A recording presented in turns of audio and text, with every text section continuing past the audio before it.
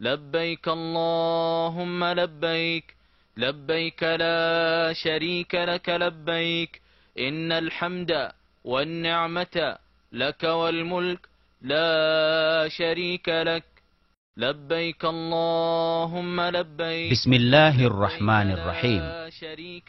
Panitia pengedar buku-buku keagamaan kepada jamaah haji dan umroh di bawah bimbingan Kementerian Urusan Agama, Wakaf, Dakwah dan Penyuluhan, Bagian Percetakan dan Pengedaran di Kerajaan Arab Saudi mempersembahkan petunjuk perjalanan haji dan umroh.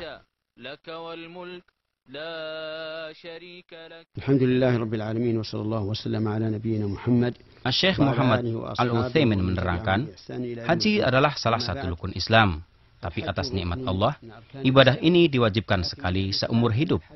Diharuskan bagi seorang haji berniat ikhlas karena Allah semata. Karena Allah berfirman dalam hadis Qudsi yang artinya, "Aku sangat tidak membutuhkan sekutu.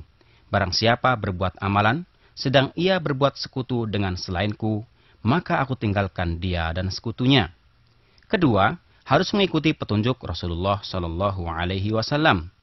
Maka kami wasiatkan kepada kaum muslimin agar tidak tergesa-gesa melakukannya sebelum belajar dengan jelas bagaimana Rasulullah Shallallahu Alaihi Wasallam berhaji, agar mengikuti dan mencontoh perintahnya sebagaimana sabdanya yang artinya, "Ikutilah aku dalam perjalanan hajimu."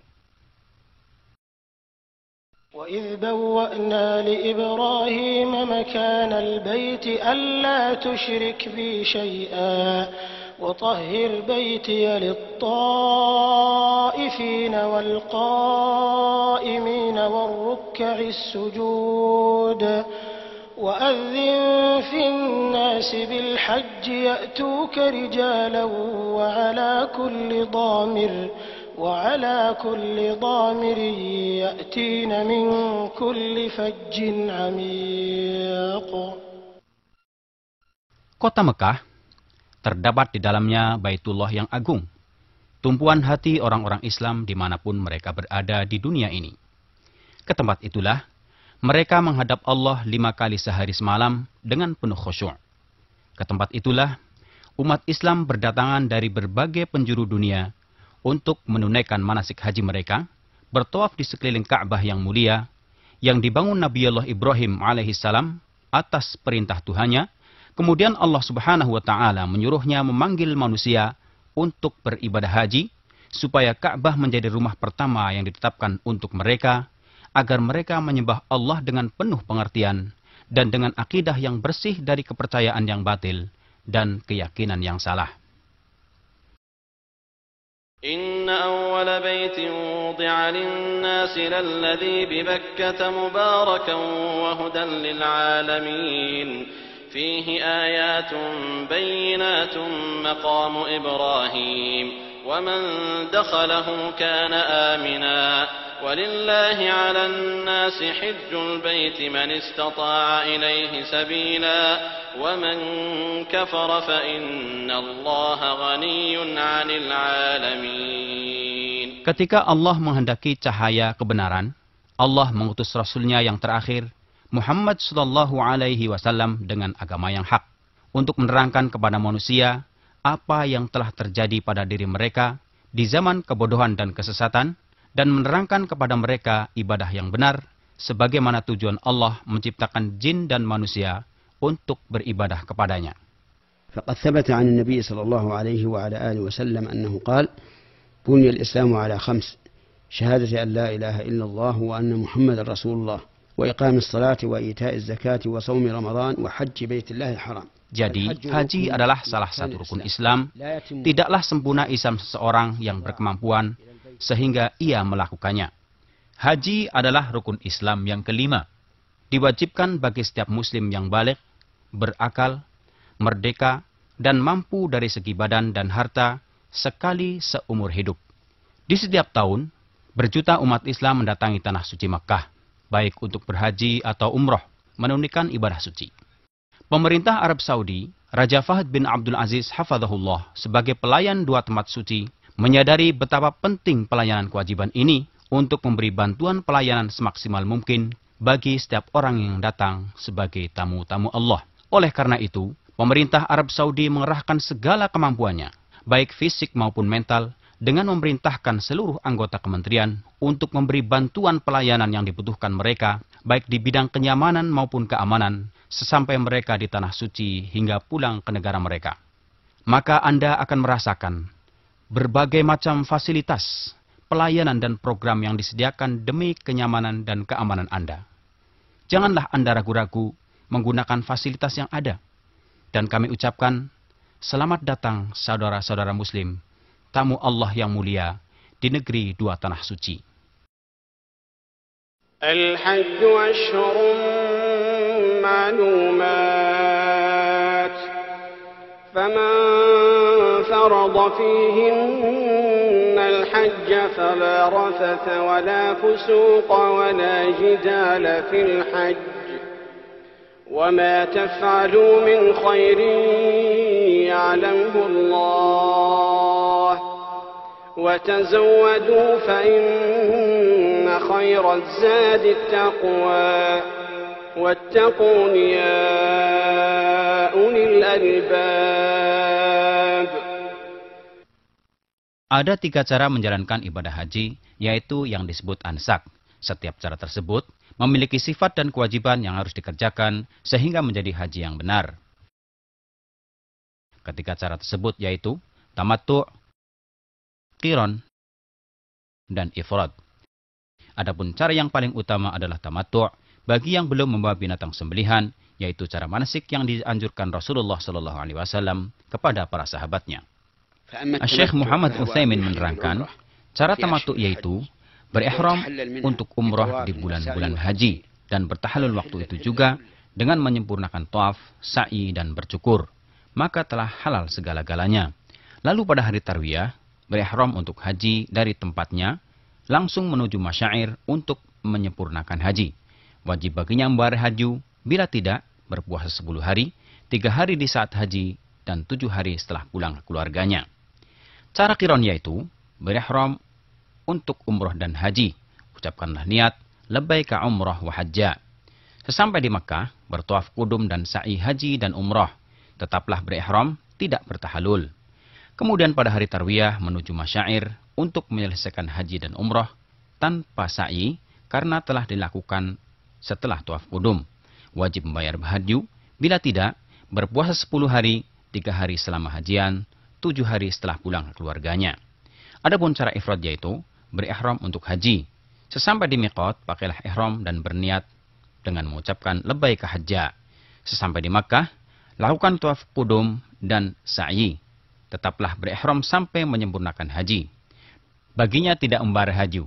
Dari 3 cara tersebut, yang paling afdal adalah tamattu', kemudian qiran, kemudian ifrad. Secara umum, rukun-rukun haji dimulai dengan berpakaian ihram bersama melakukan niat memasuki manasik. Diwajibkan berihram dari salah satu miqat yang telah ditetapkan Rasulullah SAW dari arah datang mereka dari penjuru dunia untuk menuju Baitullahil Haram.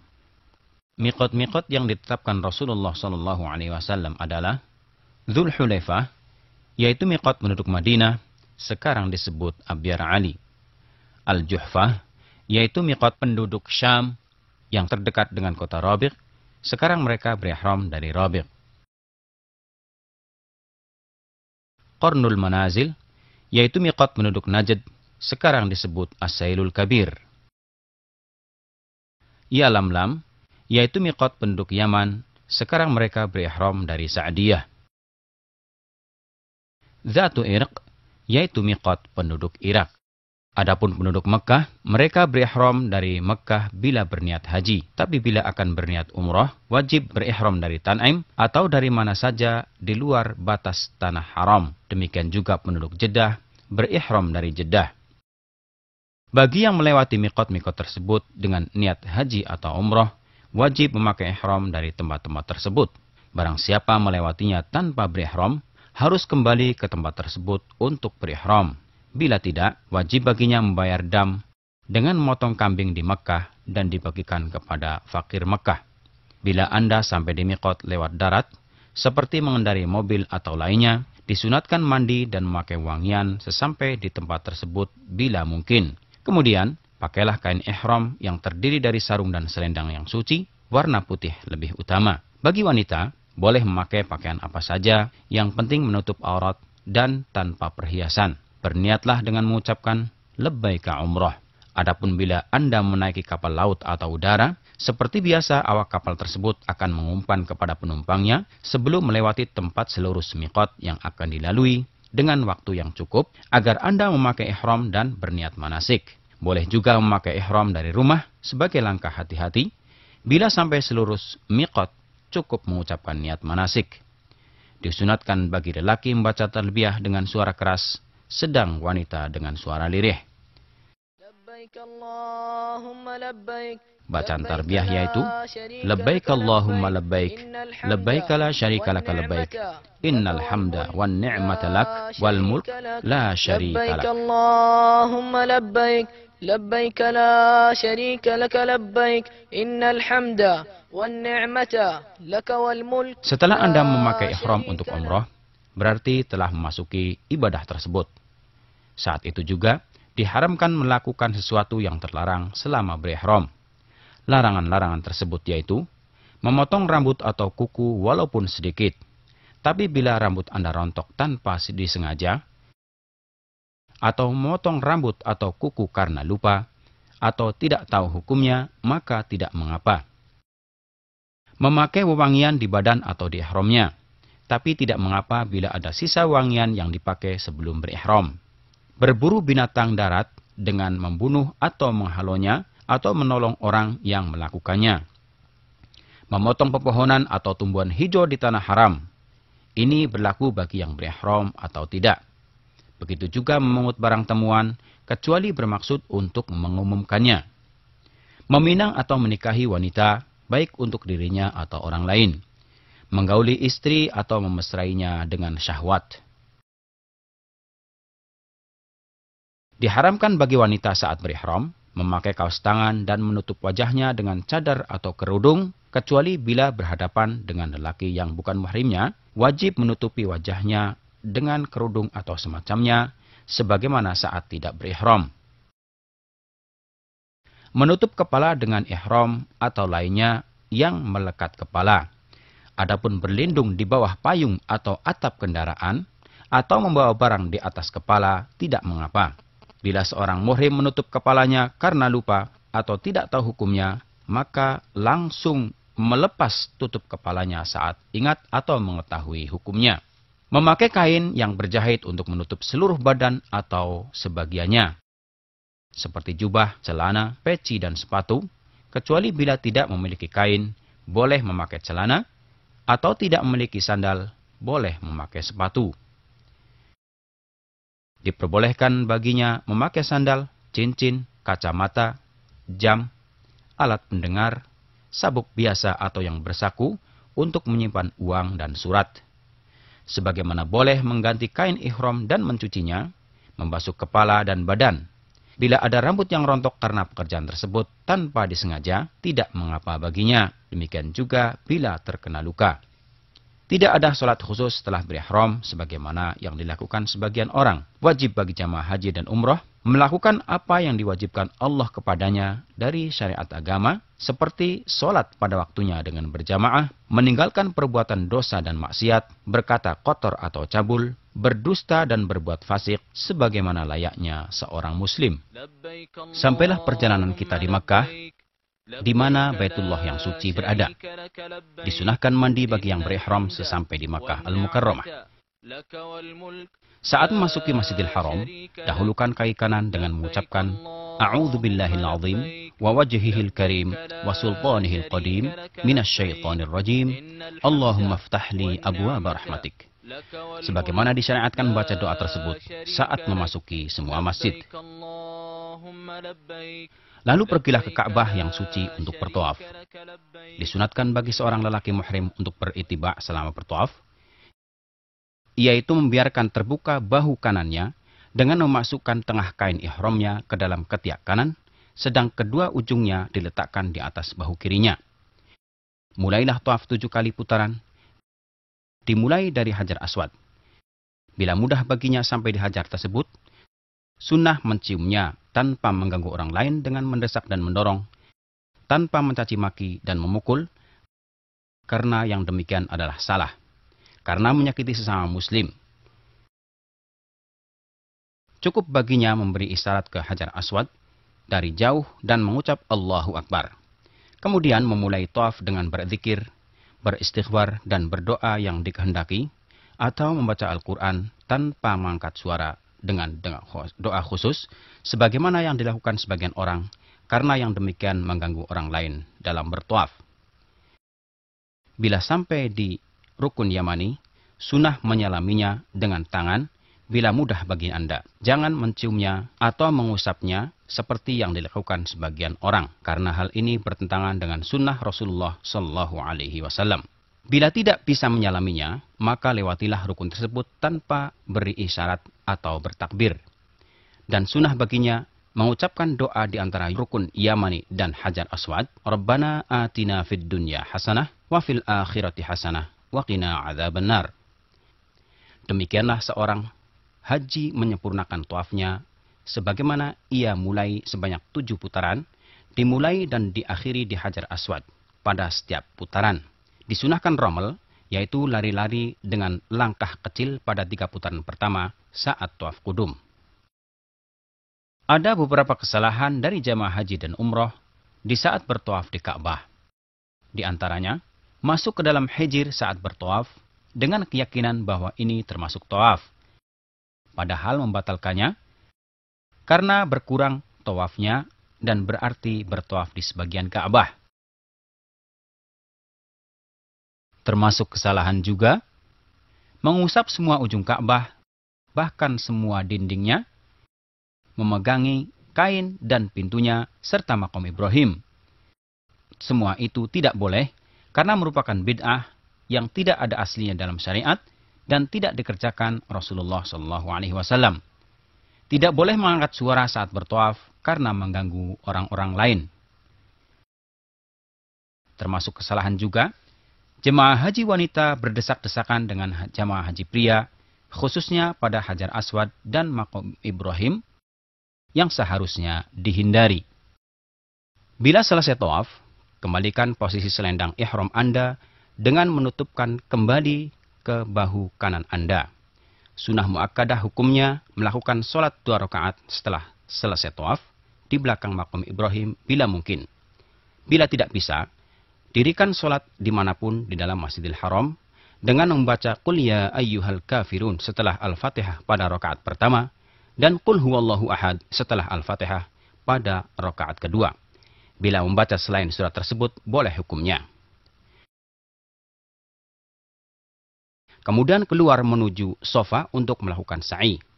Bila Anda mendekati sofa, mulailah sebagaimana perintah Allah dengan membaca Inna sofa wal marwata min sya'airillah. Faman hajjal baita aw i'tamara fala junaha alaihi ayyatawafa bihima.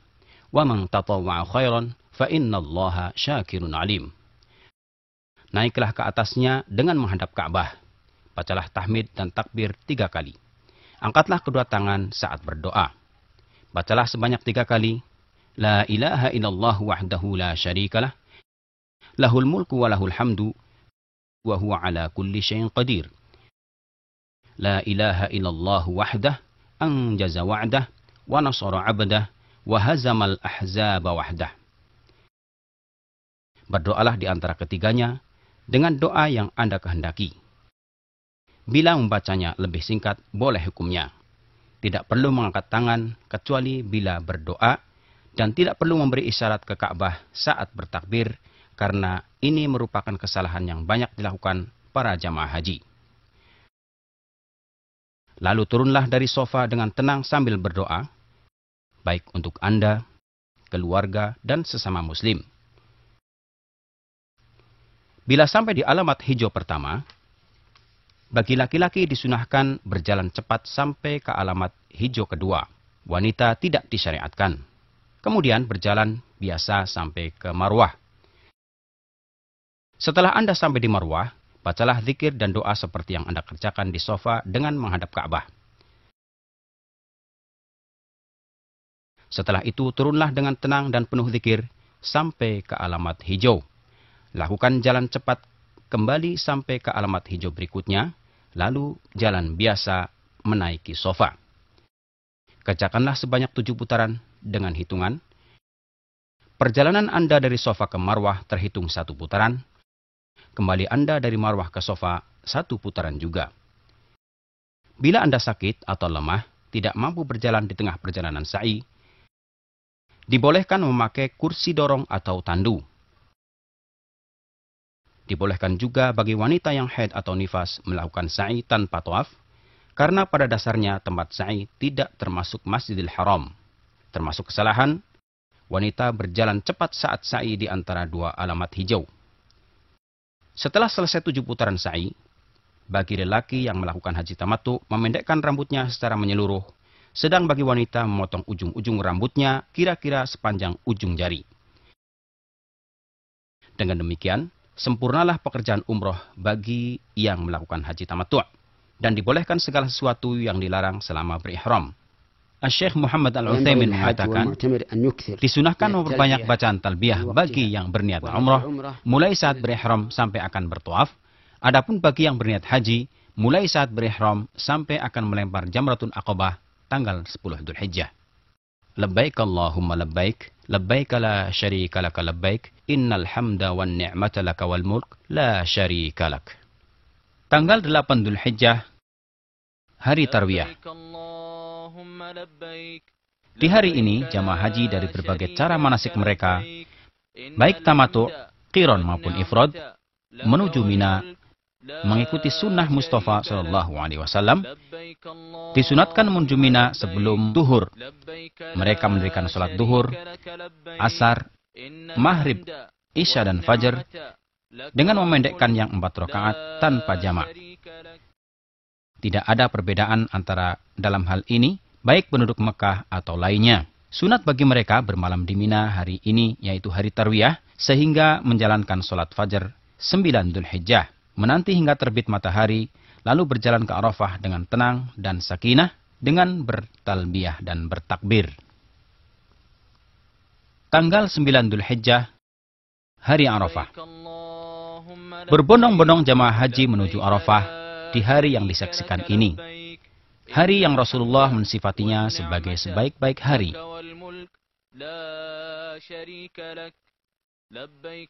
Mereka berwukuf di Arafah mulai terbit matahari sampai terbenam di hari yang agung ini. Disunatkan untuk turun di Namirah bila mudah baginya.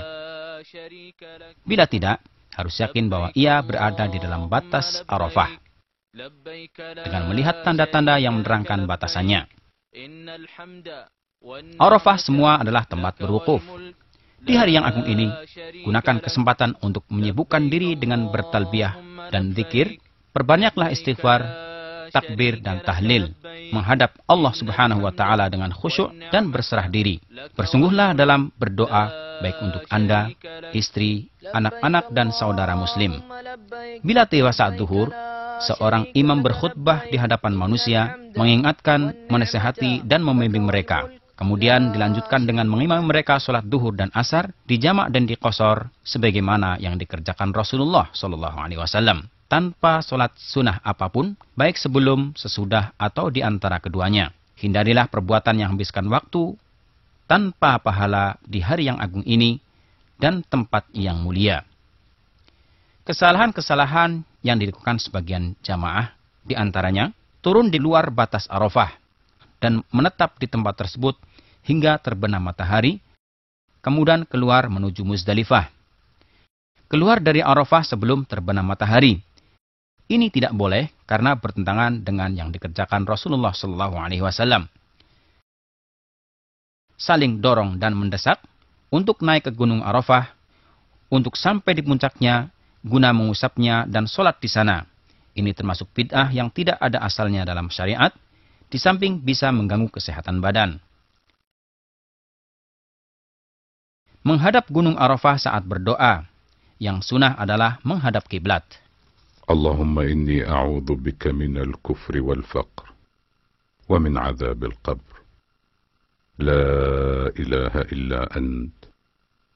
Allahumma anta rabbi, لا إله إلا أنت خلقتني وأنا عبدك وأنا على عهدك ووعدك ما استطعت أعوذ بك من شر ما صنعت وأبوء لك بنعمتك علي وأبوء بذنبي فاغفر لي إنه لا يغفر الذنوب إلا أنت.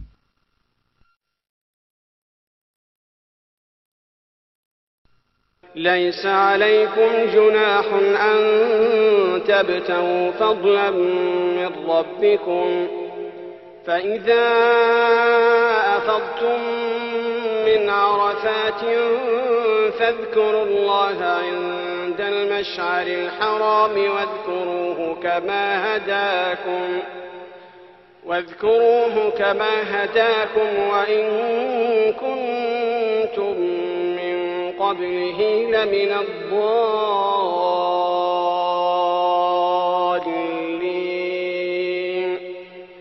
ثم أفيضوا من حيث أفاض الناس واستغفروا الله إن الله غفور رحيم. Al-Muzdalifah. Setelah terbenam matahari tanggal 9 Dzulhijjah, bergeraklah rombongan-rombongan haji menuju Muzdalifah atas berkat Allah Ta'ala. Untuk sholat maghrib dan isya di sana, dijamak dan diqosor dengan satu adzan dan 2 iqamah, begitu mereka sampai di sana. Kemudian mabit malam itu dengan bertabiyah, berzikir, dan bersyukur kepada Allah atas karunia dan kebaikannya, sehingga memberinya umur untuk bisa berwukuf di Arafah. Setelah jamaah haji sampai di Muzdalifah, sebagian mereka perlu diperingatkan. Di antaranya, mengutamakan sebelum sholat maghrib dan isya dan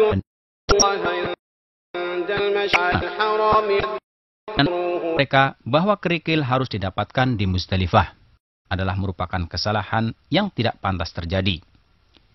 Yang sunat sebagaimana tersebut di atas, bermalam di Muzdalifah sampai sholat fajar, diberi kemurahan bagi wanita dan orang yang lemah, serta anak-anak keluar menuju Mina setelah akhir malam.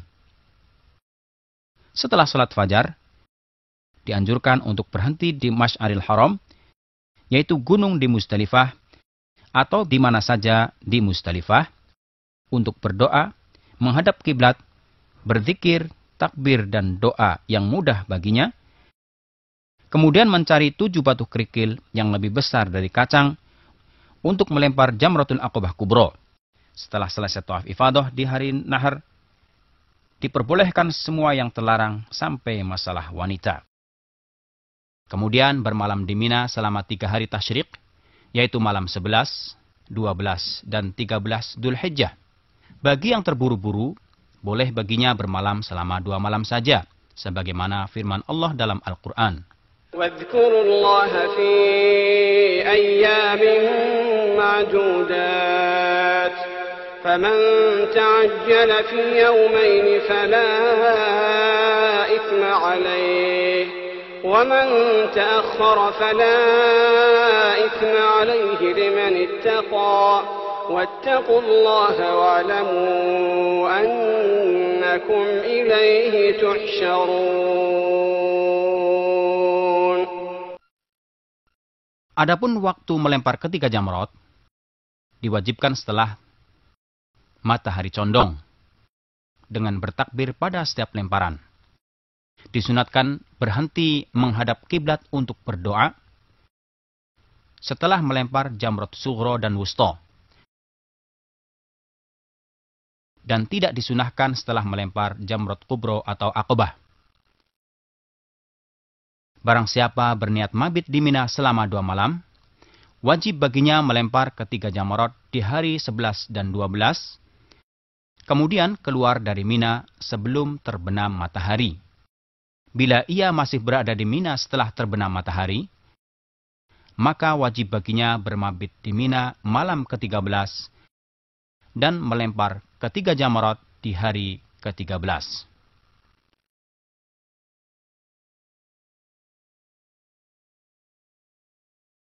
Tawaf wada atau tawaf perpisahan. Perjalanan terakhir dari Mina menuju Makkah setelah selesai semua kewajiban di Mina, menandakan perjalanan haji Anda sudah mendekati penyelesaian setelah menjalankan semua manasik, baik yang rukun maupun wajib hukumnya.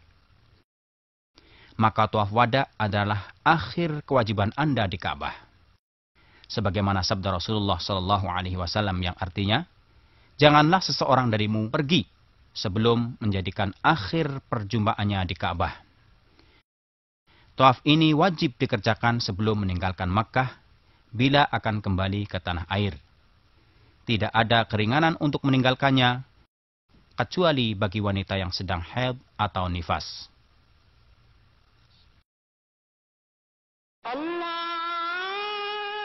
Cara ziarah Masjid Rasulullah Sallallahu Alaihi Wasallam.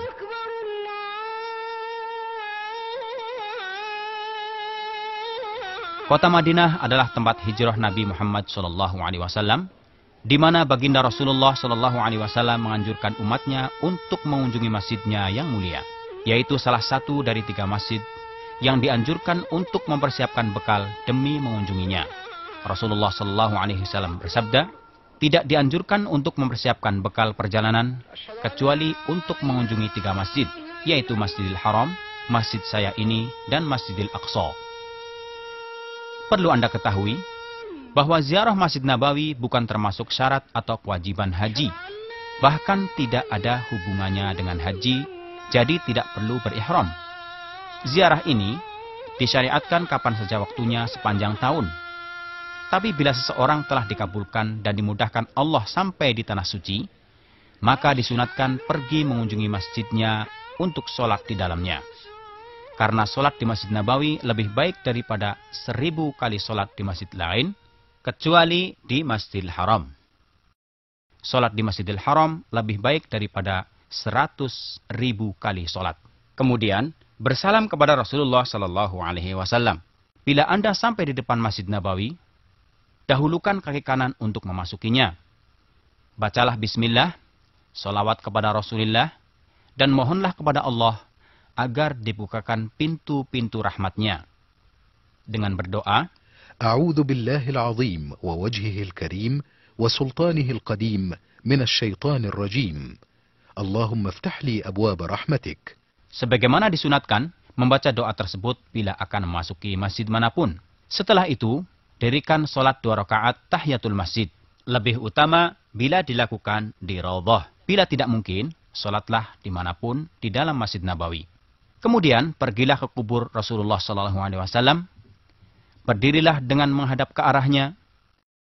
Kemudian, ucapkan salam dengan sopan dan suara merendah.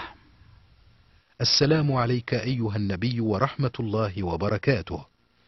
Allahumma atihi al-wasilata wal-fadilah.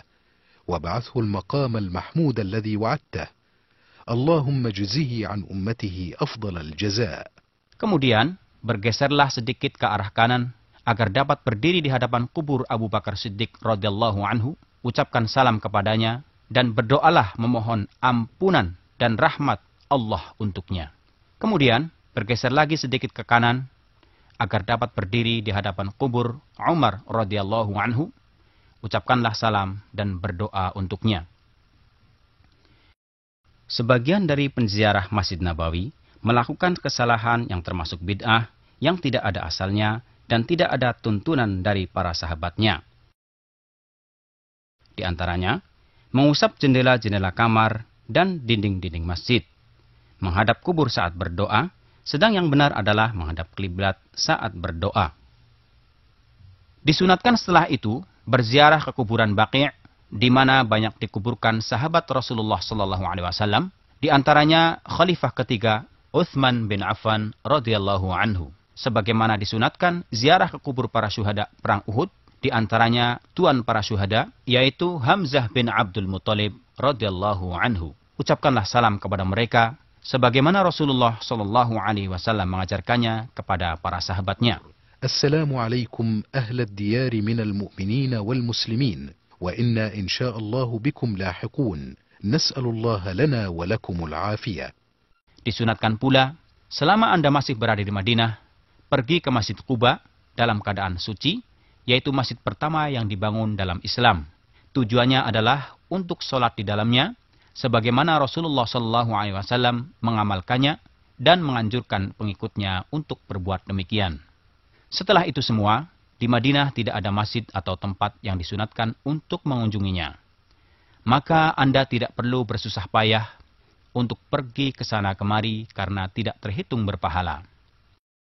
Syekh Muhammad Utsaimin menerangkan, sebagai seorang haji, bila telah pulang ke negerinya, hendaknya ia ingat apa yang telah ia kerjakan selama berhaji. Bila ada niat untuk berbuat maksiat atau dosa, ingatlah saat wukufnya di Arafah, tawafnya di sekitar Ka'bah, zikir-zikir dan taubatnya kepada Allah di tempat-tempat manasik. Dengan demikian, insya Allah akan terjaga dirinya dari perbuatan maksiat dan dosa. Akhirnya, kami berdoa kepada Allah untuk semua jamaah haji. Semoga menjadi haji yang mabrur, dosa yang diampuni, dan usaha yang disyukuri. Allah Maha Kuasa atas segala sesuatu.